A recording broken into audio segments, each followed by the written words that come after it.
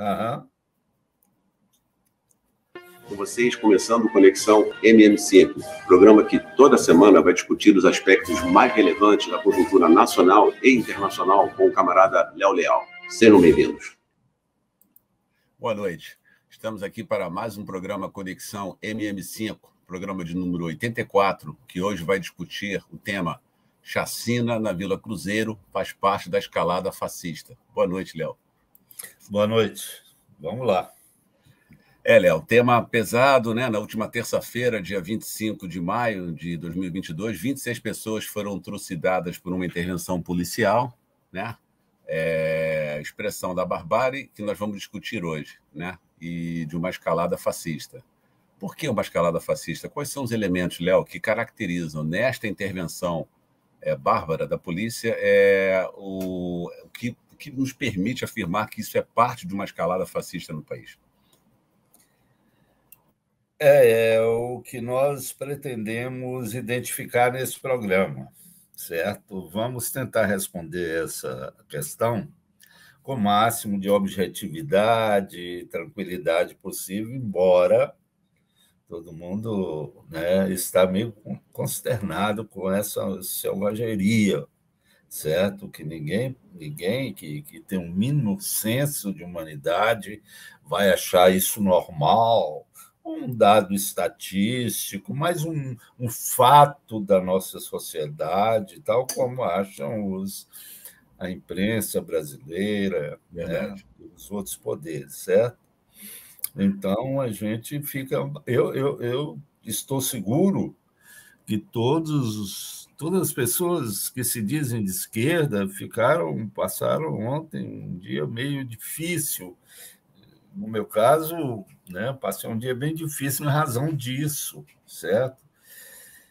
E na reflexão sobre isso desde ontem, isso não sai, porque isso tem implicações seríssimas, como a gente vai tentar ver. O fato é que essa chacina, num bairro aqui chamado Vila Cruzeiro, que é um subbairro, é uma favela de um bairro chamado Vila da Penha, aqui na zona norte do Rio de Janeiro. Ela vem se somar a uma outra chacina de dimensões semelhantes que ocorreu há um ano numa favela também, uma favela muito politizada, que era muito politizada nos anos 50, 60 e mesmo 70, a favela de Jacarezinho. Naquela ocasião, foram assassinados, massacrados, chacinadas 28 pessoas. Olha a dimensão da coisa agora. Não se sabe ao certo, até agora, quantos foram assassinados. Sabe-se, primeiro falaram em 18, depois passaram para 25, o último número que a polícia está dando é o número 23, não é? Daqui a pouco eles aumentam ou diminuem, ou seja, para eles se trata de número apenas, certo? Hoje já estão dizendo que são 26, né? 26. Já passaram para 26, né? 26 mortos, desde hoje de manhã já, 26. Então esse último número eu não tinha visto. Enfim, são números, né? Morreram os anti-humanos para ele, como a gente vai tentar provar aqui hoje, na realidade, certo? Mas, somados, desde que esse último governador do Rio tomou posse no lugar aquele trapaceiro vigarista, aquela coisa ruim, batedor de carteira de rodoviária, que era o Witzel, algo que mais de 180 pessoas já morreram, assassinadas nesses mesmos termos. 5 aqui, mais 3, mais 8, etc. E só repercutem as chacinas que matam aí mais de 20, ou coisa que o vale. As outras, a imprensa faz que não vê, não dá a dimensão, porque não interessa à imprensa capitalista perceber a dimensão toda, a dimensão e o significado político, ideológico, histórico, certo? Dessas chacinas. E, particularmente, na conjuntura atual do país, eu não tenho visto ninguém abordar essa questão, a não ser uma coluna por escrito. Nós somos obrigados a ver a imprensa como um todo, né? A gente segue essa porcaria pelo menos 2 horas por dia, a gente está vendo como é que está indo as coisas, né? Sim, sim. Eu vi apenas da grande imprensa uma reflexão sobre isso, mais ou menos no ponto de um colunista do UOL chamado Leonardo Sakamoto, só. Certo? O resto esses antropólogos, agora são os antropólogos que tratam dos assassinatos, das mortes, os antropólogos das chacinas, dos genocídios. Genocídio agora não é uma coisa da política, é coisa dos antropólogos, certo? Falando cada vez mais. Bobagem em cima de bobagem, e povo negro para cá, e não sei o que lá e tal. Enfim, trata-se de uma lógica conservadora, capitalista, a serviço do imperialismo. Bem, os fatos são esses, certo? A primeira questão que a gente tem que esclarecer é o seguinte: é grave. Quando é grave? É só quando mata bandido ou quando mata bandido também? Certo? Nessa última, falaram que agora identificado como não bandido apenas uma senhora que estava passando um pouco distante do local do tiroteio maior, e no mais era tudo bandido. O que eles chamam de bandido, às vezes, pode ser um menino que entrega cocaína ou maconha ali embaixo, ou que fica ali na porta soltando foguete, ou coisa que vale, tudo eles chamam de bandido como se fosse aquele assassino mais cruel. Veja bem, nós do MM5 não defendemos bandido. Nós não temos aquela visão falsamente humanista que passa a mão na cabeça de um bandido, certo? Nós achamos que os criminosos, cujas vítimas, principalmente de maneira absurda, são os próprios trabalhadores, a burguesia não é assediada por marginal nem nada, certo? São os próprios trabalhadores que são vítimas dos bandidos. Assim, numa linha leninista, nós não somos favoráveis a bandidos, certo? Bandido tem que ser preso, condenado, com direito à defesa, mas tem que ser preso, certo? E tentar reeducar quem for reeducável. Quem não for para ter uma patologia qualquer tem que ser tratado. Enfim, tem que ver caso por caso, mas jamais torturar ou chacinar quem quer que seja. Aí é que entra a questão, certo? Eram todos bandidos. Ontem eu passei uma raiva, desculpa falar do caso pessoal, um entregador de, como é que chama esse negócio? De iFood, certo? Aqui no meu prédio, eu desci no elevador de serviço que eu tinha que pegar umas compras, mas não com ele, ele entrou. E eu vendo, assim, é proletário, eu puxo conversa sempre naturalmente. Aí eu falei, pô, o que aconteceu lá? Ele, bandido tem que morrer mesmo, eles são igual rato, você mata 30, aparece 30. Enfim, essa ideologia, certo? Já penetra no proletariado, inclusive nos segmentos mais importantes e potencialmente revolucionários do proletariado, que são aquela camada que ganha menos, chamada de inferior pelos estatísticos, certo? Eles se deixam, inclusive, pela questão religiosa dessas seitas financeiras que são chamadas de religiões, sei lá o nome da Igreja Universal, essas coisas. por ação dessas coisas, né? Eles são muito reacionários. Esse é um problema, é um dado da conjuntura que ninguém pode dar as costas. Certo? Até porque essas igrejas, né, Léo? Essas igrejas evangélicas neopentecostais são aparelhos fascistas, né, do ponto de vista são ideológico. aparatos fascistas, pelo menos protofascistas, com potencial de serem ganhas abertamente pelo fascismo. Não dá para entrar aqui, mas um dia a gente vai entrar na teologia desse povo. Certo? Todas essas igrejas se fundamentam numa teologia do Antigo Testamento, que era uma teologia escravocrata, certo? Escravocrata. Depois a gente entra nisso um dia aí. Mas o fato é que, certo, a pergunta não é, não, mas eles matam inocentes também. Isso é mais grave. Mas é muito grave matar seu bandido. Certo? Por que é grave? Primeira coisa, você praticamente deslegitima, certo? A ação de um Estado qualquer. A ideia é cair num faroeste, certo? O nome disso, para nós marxistas, é barbárie, certo? Sim. É barbárie. Como disse, nós não somos luxemburguistas, mas é isso, socialismo ou barbárie, certo? Isso é barbárie, certo? O que aqueles sociólogos, desde os primeiros lá, aqueles chamados fundadores do Durkheim, chamaram de anomia, certo? É uma anomia, certo? Até tem um filme aí famoso, negócio de motocicleta, esqueci o nome, bem, que é muito famoso a respeito disso.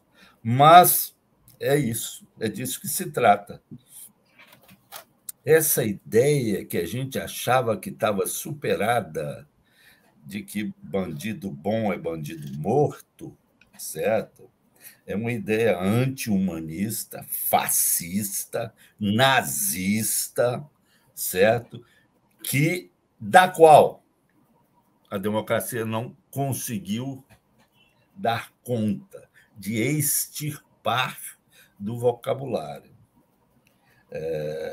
da sociologia, da política, da comunicação social, não conseguiu extirpar, certo? Essa é a questão. Então, o que prevalece hoje não é só nesse aparato apodrecido protofascista do Estado sob o comando do Bolsonaro, não é apenas, certo? Mas no meio da classe média e de segmentos importantes do proletariado, o que prevalece é essa visão selvagem, anti-humana, certo? De que, sintetizada na frase bandido bom é bandido morto, certo? É disso que se trata. Chegando mais perto, a pergunta é quem matou? De forma imediata. Aí, se eu digo, foi a PM, a Polícia Militar, ou a Polícia Militar somada à Polícia Civil, como foi o caso do Jacarezinho, há um ano, e agora foi a Polícia Militar, não estou falando novidade nenhuma. A Polícia Militar cotidianamente mata trabalhadores. Isso dentro de um esquema de uma corrupção mórbida, que é uma articulação da polícia com a milícia e os traficantes. É como se fossem quadrilhas daquelas que a gente às vezes no cinema e vê às vezes no livro, que eles dominam, né, dividem o domínio de uma área, de um bairro, e ficam, às vezes, travam algumas pequenas guerras entre si, certo? Para dominar o bairro, e de vez em quando matam trabalhadores à vontade, como se fossem animais, certo? Eles matam para demonstrar poder. Ou matam trabalhadores que moram numa área dominada pela outra facção, certo? Ou o traficante mata de miliciano, área de miliciano, miliciano mata da área da polícia, enfim, São 3 facções criminosas, vamos dizer o nome: polícias, em todo o Brasil, em todos os estados. Polícia, certo? Milicianos e traficantes. São as 3 principais facções, certo? Estão. E, no meio disso tudo, o proletariado sofrendo todas as consequências de natureza material, física, moral, certo? Inclusive com risco permanente da própria vida. É disso que se trata, certo? Mas, dessa vez, tem uma novidade na chacina. E aqui nós começamos a entrar na questão política propriamente dita, porque essas chacinas são políticas. Agora, de forma escancarada, a gente começa a entrar agora, certo? Começa a aflorar, a emergir, certo? Uma coisa muito importante. Dessa chacina agora, de ontem, da Vila Cruzeiro, participou também a Polícia Rodoviária Federal. Isso, PRF. Isso é muito importante. É um dado, né? É um dado importante, porque, se olhando mais de perto e fazendo uma reflexão mínima, você vai ver que esse é mais um, como dizer na história, um dos Freikorps, né, de Hitler. Esse é mais um corpo proto-fascista, já fascista, armado. Vocês sabem, todo mundo sabe que a Polícia Rodoviária é armada, certo? É do Bolsonaro, certo? E ela veio demonstrar força, certo? É disso que se trata. Não por acaso, ontem também hoje foi praticado um dos assassinatos mais bárbaros que se tem, que já cometido contra trabalhadores nesse país. Lá em Sergipe, eu não sei se foi em Aracaju, a capital, mas em Sergipe as notícias são, há fotos, inclusive, do assassinato de um trabalhador, um rapaz com alguma debilidade mental, uma doença mental, por sufocamento dentro de uma viatura policial. Botaram o rapaz lá dentro, soltaram uma bomba de fumaça, o que parece, e trancaram tudo, deixaram o rapaz morrer sufocado. Se isso não é barbárie, certo? Como disse o Fachin, isso é preocupante. Como preocupante? Como é que um ministro do Supremo vem falar isso? Porque o Supremo Tribunal Federal... Como é que fala que isso é preocupante? Preocupante só? Enfim.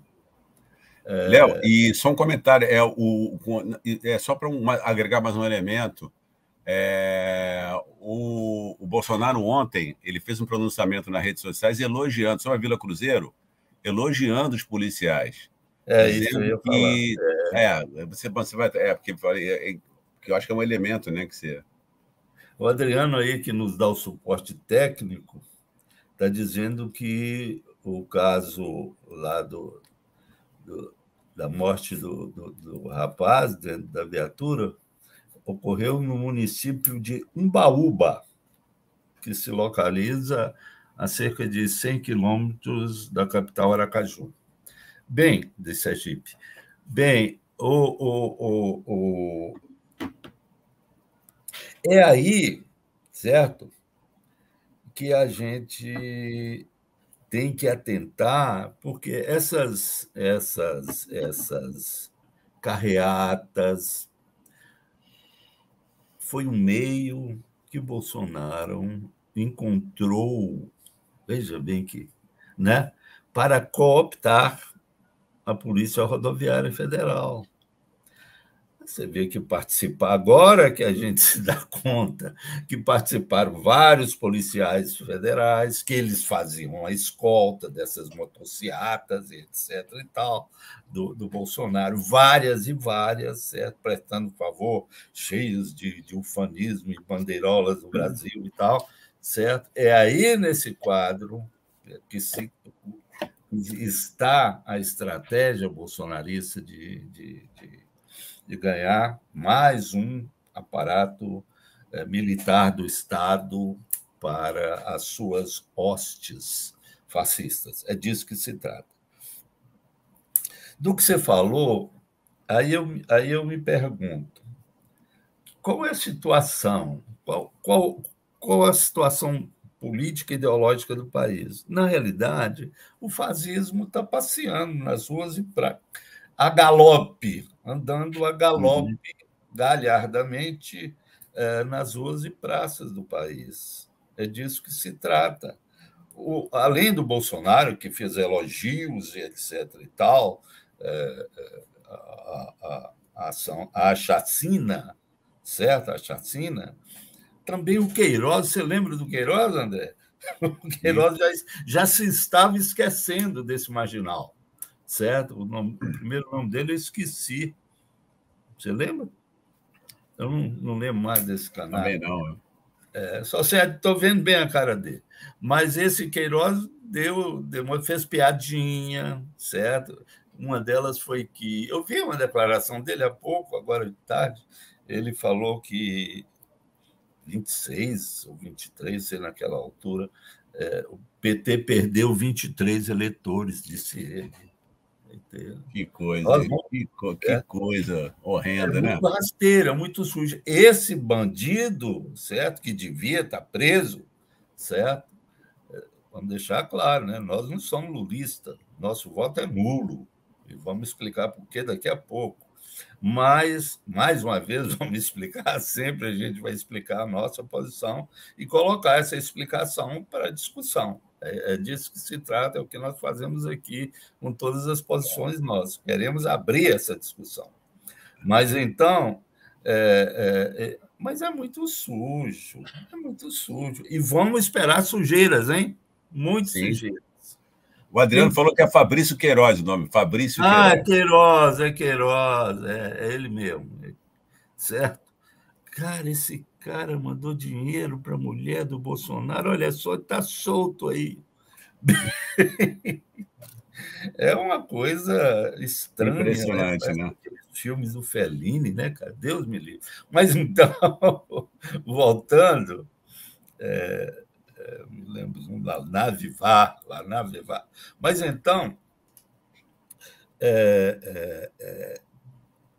esses marginais, né, estão soltos por aí falando o que querem, fazendo gracinha com a morte do proletariado, dos trabalhadores, certo? Com o terror imposto aos trabalhadores de uma maneira escancarada, covarde e cruel, certo? E lá nada vá, certo? A vida segue tranquilamente. A esquerda está preocupada com a eleição. A esquerda parece que fixa seu olhar no altar sagrado da eleição e da democracia e não vê a vida concreta que está acontecendo. Sim. Certo? Verdade. Uma vez eu conversando com um militante do PSTU, até uma boa pessoa, ele, conheço há muito tempo, eu falando, né, que nós do MM5 estamos defendendo que há um golpe em andamento, certo? E ele falou, que golpe, que nada, o Bolsonaro está assim, bem. E agora isso fica... Ele falou que nada, era impressão, o Bolsonaro está fraco, etc. E tal. Eu parei para discutir, eu sigo aquela máxima do... Esse dia alguém colocou isso, aquela máxima do Ho Chi Minh. A felicidade está em não se discutir com idiota, certo? Então, é verdade. Não perco mais tempo, não. Bem lembrado. Mas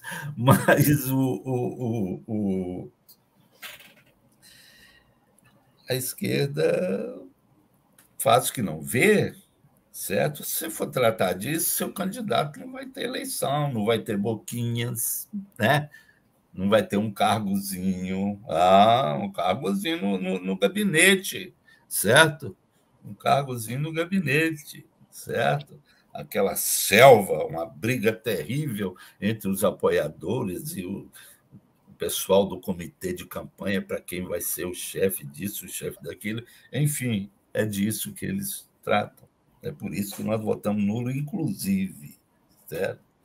Então, o fato é isso. O fascismo está na rua, certo? E a esquerda não quer nem saber. Agora, eu queria abrir uma discussão, certo? Mais ampla, André. Eu quero abrir uma discussão mais ampla. Qual é o lugar da chacina e do genocídio no capitalismo? Certo? Trata-se de um acidente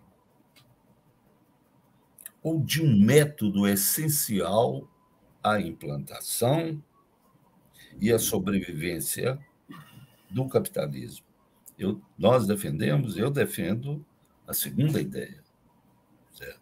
É disso que se trata. O capitalismo, até um papa que falou isso, o Leão XIII, o capitalismo é diabólico, certo? Mas nem a esquerda, porque a esquerda hoje, na melhor das hipóteses, é social-democrata, quando não é trotskista, que acaba sendo social-democrata, é a mesma coisa. No máximo isso. De uma mesma moeda, certo? Oculta essa coisa e acredita num desenvolvimento pacífico. O Lenin já combateu isso rigorosamente, as críticas do Kautsky, né? Que falava que o imperialismo era pacífico, agora acabou. A teoria do ultra-imperialismo, né? E depois dele, um pouco mais recente, um economista conhecido e famoso também, chamado Schumpeter, até um cara honesto falou isso também, certo? De outra forma, no sentido que a fase agressiva tinha passado, etc. Como passado? Mas se você vai, certo? Marx tratou isso mais ou menos rapidamente no Capital, quando falou da acumulação primitiva. Mas não é tão primitiva assim, não, certo? Não tão primitiva, não.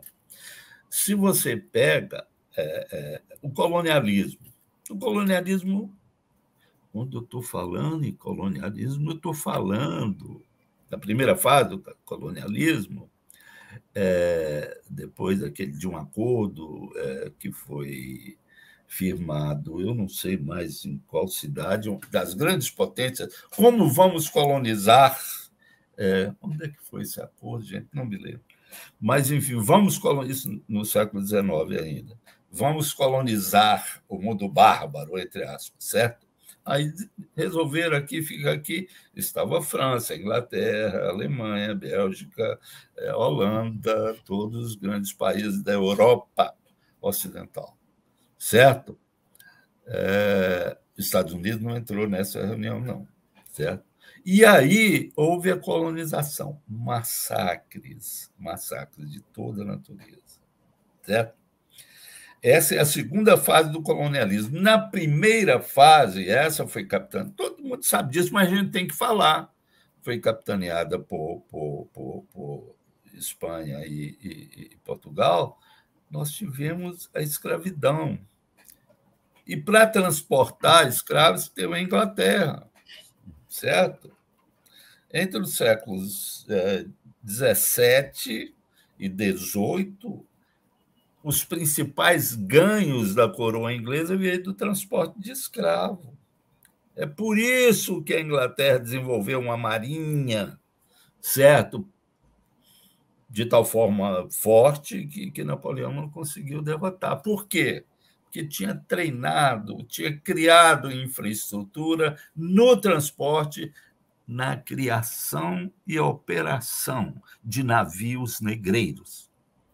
Isso, quem já estudou um pouquinho de história sabe disso. Um pouquinho só. A esquerda não sabe, porque a esquerda não estuda nada, certo?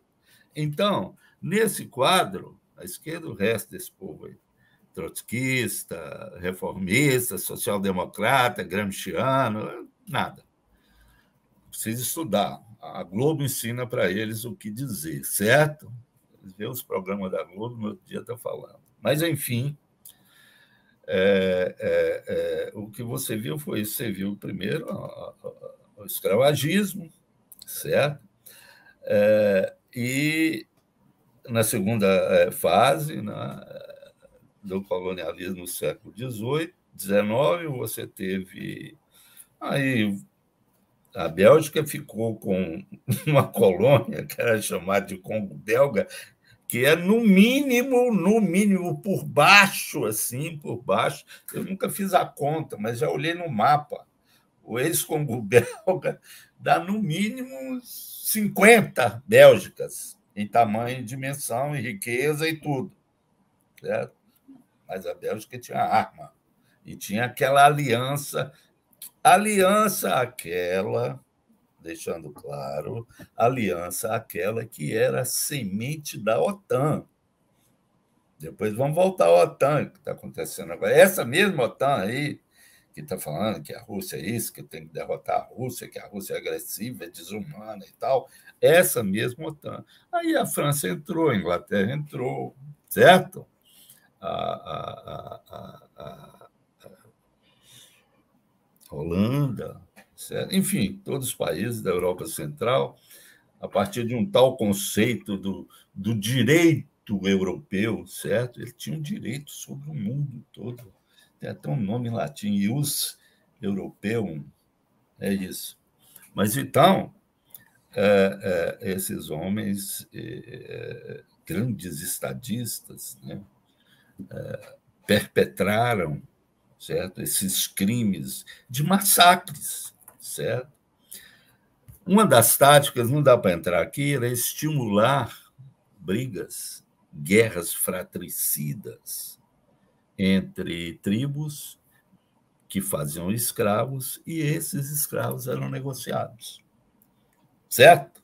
Vendidos para traficantes de escravos, os principais, né, eram ingleses, certo? Daí a força que a Inglaterra teve aqui, certo? Na América do Sul, inclusive, certo? Quando a gente olha o nome dos grandes heróis da independência, vai achar muito nome em inglês, Cochrane, etc. e tal, certo? Disso que se trata. Então, eu queria levantar mais um ponto de genocídios como marca indelével e necessidade do capitalismo, certo? Então, já falei do colonialismo, das duas fases, do genocídio de indígenas nos Estados Unidos. Isso é uma coisa que chegou a mobilizar pensadores, chegou a mobilizar estadistas, como Theodore Roosevelt, que falou que isso é necessário, era sadio para os Estados Unidos massacrar os indígenas. A tal marcha para o oeste, que todo mundo fala, mas os colonos americanos que foram para o oeste heroicamente com suas... A gente vê nos filmes, né? Com as suas carroças e tal, eles seguiam uma trilha de sangue aberta pelo exército norte-americano, certo? Pelo exército norte-americano, que simplesmente matavam, chacinavam indígenas, certo? Para ocupar as terras, certo? Que, inclusive, pela guerra na Europa, havia muito imigrante para o leste. Então, houve a tal marcha para o oeste. Marcha para o oeste onde? Nas terras indígenas, certo? E foi navegando, não com aquelas caravanas bonitas, aquelas carroças, mas navegando em rios de sangue, certo? É disso que se trata. A imprensa não vê isso, os livros de história tocam, de história que eu falo, colegial e tal, certo? Um minuto.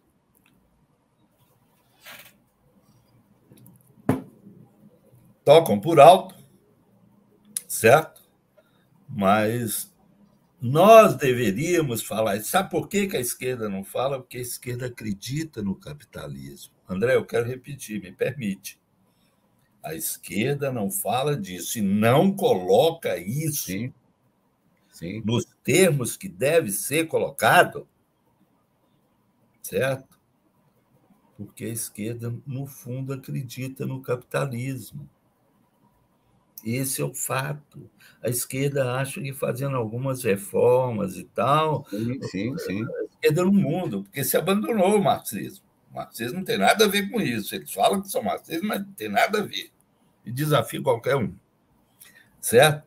Então, eles não querem falar mal do capitalismo. O capitalismo é genocida. Vamos repetir: a chacina e o genocídio são ações práticas e planos estruturantes do capitalismo. Léo, só um comentário dentro do que você está falando. A própria concepção que a esquerda, setores da esquerda tem sobre favela, né?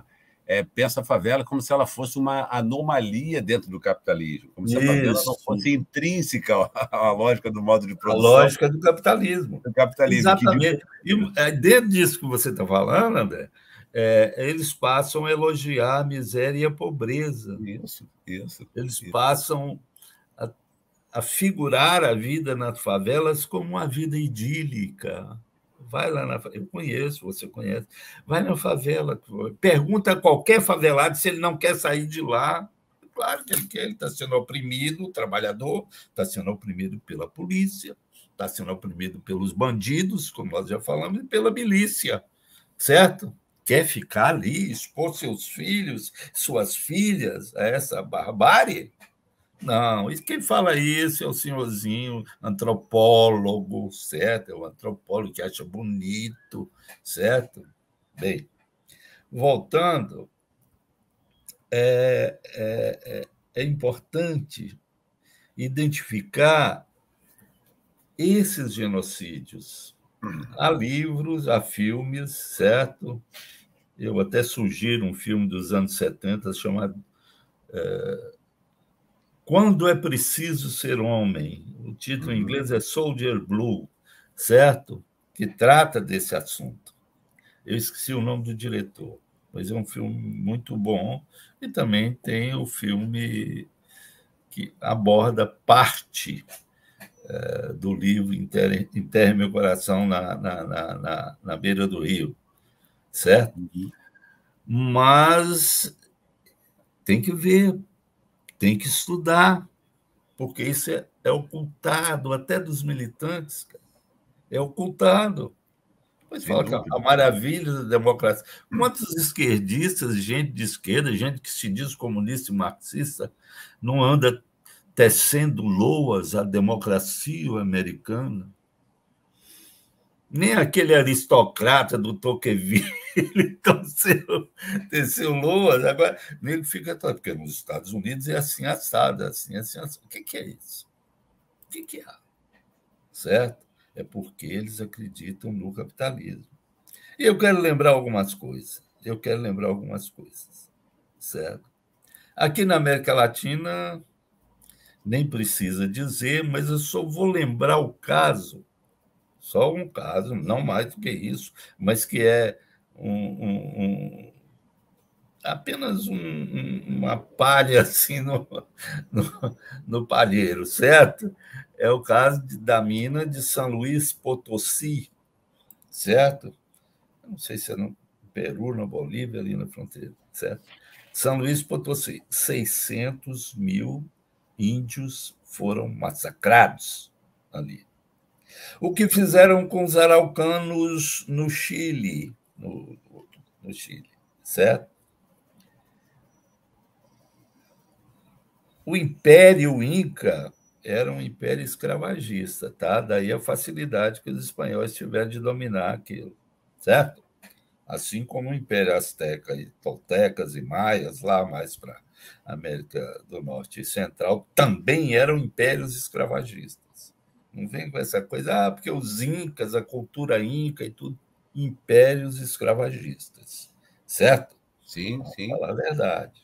Nesse quadro, os espanhóis chegaram, fizeram algumas alianças pontuais com o adversário, todo império tem adversário, certo? E mataram, massacraram, fuzilaram, chegaram com arma de fogo, né?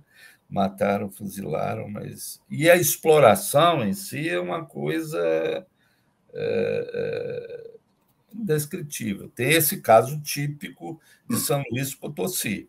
Não que o imperialismo não veio de lá para cá matando gente, a 3x2, matando trabalhadores a 3x2, tem aquele caso das minas do Chile, né? Mas você pode fazer fileiras aí que você vai encontrar, certo? Nos Estados Unidos é esse caso que dizimaram praticamente, Sim. certo? Uma população de milhões de indígenas. Agora tem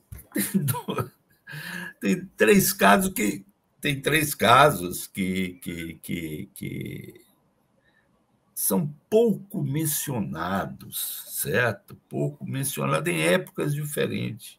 Em meados do século XIX, tem a famosa fome da Irlanda, a crise da batata, né, a que o Marx se refere. Né, que a Inglaterra fez para ajudar? Nada. Deixou a Irlanda morrer de fome, uma população de 10 milhões de habitantes, certo? A metade sumiu da Irlanda, certo? Ou seja, um quarto foi para os Estados Unidos né, como imigrante, e o outro quarto morreu de fome. Se isso não é um genocídio, um massacre, eu não sei o que é. Certo? Esse é um. O outro, aí todo mundo fala, mas aí todo mundo sabe. Não sabe, mas não computa. Sabe, mas não computa. Hiroshima e Nagasaki, e agora? Sem dúvida, bem lembrado. Isso é genocídio, isso é massacre perpetrado pelo capitalismo. Ou, quem sabe, foi alguma coisa lá de Marte, jogaram as bombas lá de Marte, as bombas caíram em Hiroshima e Nagasaki. Não, foi Truman, presidente dos Estados Unidos, que jogou para falar que tinha uma bomba, olha, já pensando, certo, em combater a União Soviética. Isso foi em 46, 45, né? Foi agosto de 45. Sobre populações civis de forma deliberada, planejada, enquanto uma estratégia geopolítica. Foi disso que se trata. Você bombardeia populações civis. É o capitalismo. Precisa disso, sim. Precisa disso, sim. Que o capitalismo, como Lenin falou, né? Você citou, criticando o Kautsky, né? Não, o capitalismo é da guerra, não é de paz, não. Ele precisa sempre da guerra. Sempre da guerra. Outra coisa que não se fala muito, né? Quando se fala em guerra e discute, tem o Churchill, né? A grande farsa da diplomacia ocidental maior é Churchill. Depois dele, talvez só esse do Nixon. Ganhou o Nobel da Paz, eu até esqueci o nome da. Nossa. Como é que ele chama? Nobel da Paz? Cara, nós já falamos o nome dele 200 vezes. Nos anos 70 era a figura, era o arroz de festa, como o povo chama. O nome dele é com K. Bem, a gente esquece nesse momento. Mas, bem, Kissinger. Ah, o Kissinger. Bem, Henry Kissinger. Mas, então, Dresden, durante a Segunda Guerra, foi bombardeado de maneira deliberada a população civil. Morreram da população civil da cidade alemã de Dresden, bombardeada por Churchill, 300 mil pessoas. Tem gente que fala em 400 mil. Civis, deliberadamente civis. Mesma coisa que os Estados Unidos fizeram no Japão, a Inglaterra fez na Alemanha. Certo? O que a população civil tem a ver com Hitler? O que aquelas crianças, aqueles jovens, aqueles velhos, né, tinham a ver com Hitler? iam parar a guerra, estavam na guerreando. Mas, enfim, essas coisas absurdas são normalizadas, são tomadas como reificadas pela esquerda e pela imprensa burguesa, pela mídia burguesa. É assim que vai, certo? É assim que acontece. O que se vê é uma desumanização dos trabalhadores, operada pelo capitalismo e pelos capitalistas. Os trabalhadores, fazendo um balanço mais geral, são não humanos, não são considerados humanos. É daí que vem o racismo, que esse povo aí de identitário não sabe de onde vem, nem para onde vai, e por quê, e defende uma posição de fortalecimento da visão imperialista das coisas. Certo? Mas a burguesia precisa desumanizar o proletariado, tirar do proletariado aquelas, como legítimas, aspirações à humanidade, à sua própria humanidade, de ter condição de comer, dormir, estudar e buscar a felicidade. Está lá na Carta da ONU, certo? Uhum. Aqueles princípios que, na realidade, são renascentistas, certo? São aqueles princípios solidificados em obras como a Utopia de Thomas More, entre outros vários escritos, e entre os artistas do Renascimento, né? Que retomaram, fizeram presente uma visão humanista, superando, então, aquela visão deísta de louvação da morte que havia na Idade Média. É disso que se trata, certo? Mas o proletariado não tem direito a isso, certo? Aí vem o racismo. Você precisa ter uma lógica maior para dizimar o proletariado, porque não são humanos. O que é isso? Isso é gente bárbara. Isso é gente bárbara. Isso são animais. Hitler falou sobre isso, mas assim. Churchill falou sobre isso assim, Chamberlain falou, todos esses grandes operadores da política imperialista mundial, certo? Falaram sobre isso nesses termos. Sabe quem falou nesses termos a respeito dos índios? Franklin Delano Roosevelt, certo? E tem toda uma linha, certo? Toda uma linha de historiadores chamados revisionistas, certo? Os babaca aí, Ernest Notes,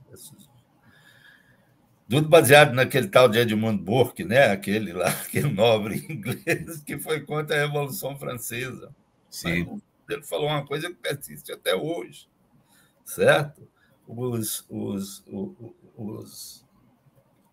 Os revolucionários, trabalhadores, enfim, não são gente, tem que ser explorado. Hitler queria, né, se expandir para o oeste, para o leste europeu, principalmente, e está lá no Mein Kampf, para destruir a União Soviética. Então, uma identificação, certo?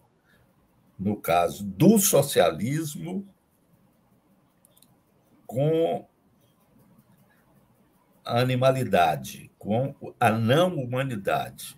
Isso vem de um filósofo muito querido aí, muito querido pela pequena burguesia, chamado Nietzsche, um vagabundo, certo?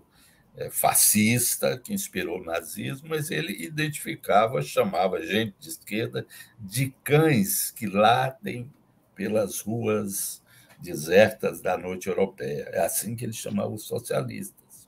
Não são gente, certo? Ele chamava o trabalhador de gentinha, segundo ele, onde o trabalhador comia, fedia.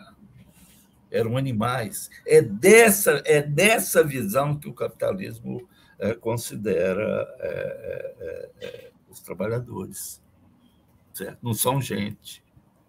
No fundo está isso. Quando o Bolsonaro fala uma coisa parecida, comparando o trabalhador, falando de arroba, que tem gente que pesa arroba, falando de trabalhador, certo? Ele está repetindo lá o que o Nietzsche falou, certo?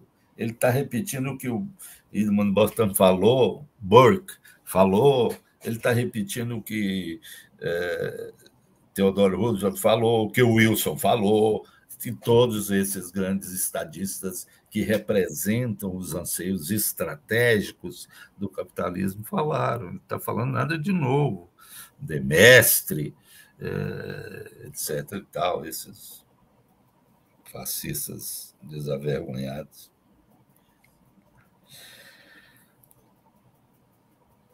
Qual a perspectiva do imperialismo? Porque é que a gente tem que chamar isso para agora. O imperialismo está numa crise muito importante.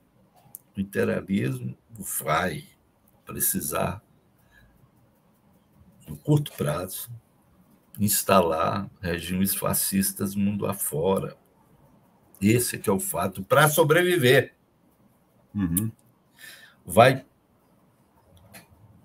Essa chacina que teve aqui no Rio apenas é para, sabe como é que é, né?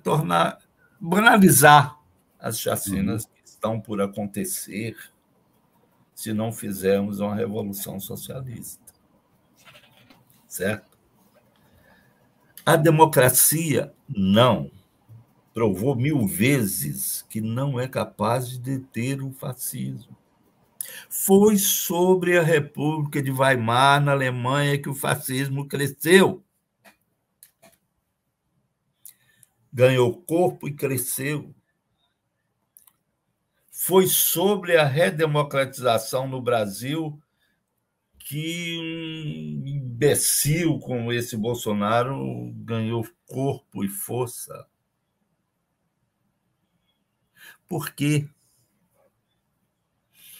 É porque a democracia, certo, não tem a ver com progresso material, pelo contrário, a democracia leva ao empobrecimento, a não ser nos países de centro, né? Mas em termos mundiais, em dimensões mundiais, as democracias empobrecem, miserabilizam as populações trabalhadoras.